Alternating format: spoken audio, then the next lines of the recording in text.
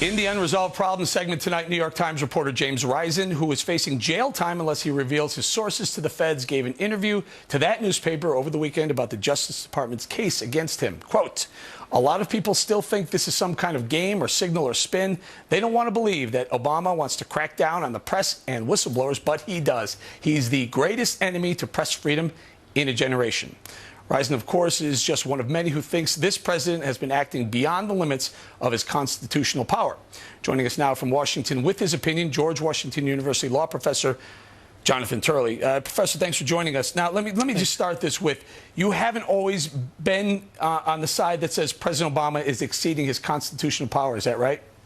No, I voted for him the first time around. I'm from Chicago. In fact, the biggest disagreement I had with him was that he was a White Sox fan. It's gone downhill since then.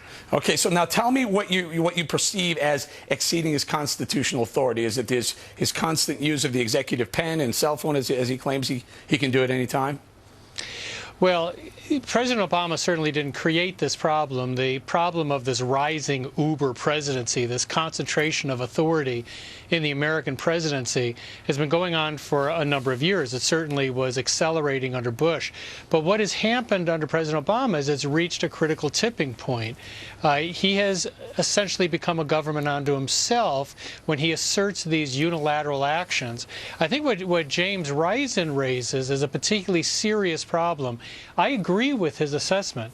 President Obama has really launched a comprehensive attack on press freedom. It's not just the surveillance of reporters, but also the use of the Espionage Act. You know, he's used the Espionage Act against whistleblowers and reporters more than all of his predecessors combined. And I would never have imagined that to be the case.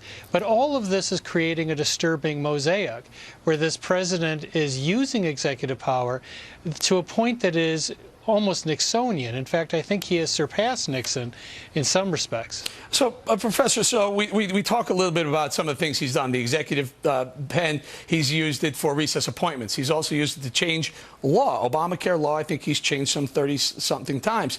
Those two examples, are there any other examples that you say he may be abusing or bypassing the Constitution?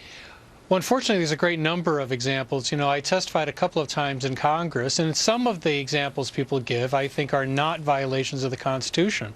But I do believe that President Obama has repeatedly violated the Constitution, and specifically the separation of powers. Some of those changes to the ACA are good examples. One is that he moved $454 million from an appropriated purpose to a different purpose.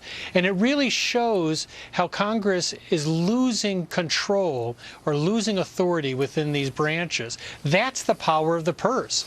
And he showed that even that really doesn't restrain him.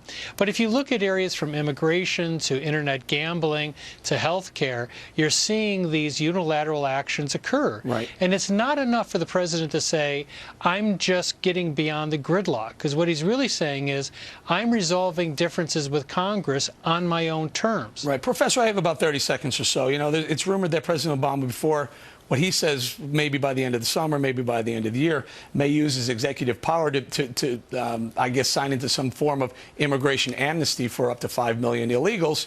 Would he be exceeding his constitutional power if he does something like that? Well, you know, we have to wait to see exactly what he's going to do. Immigration is an area where the president enjoys more discretion, more flexibility than many areas.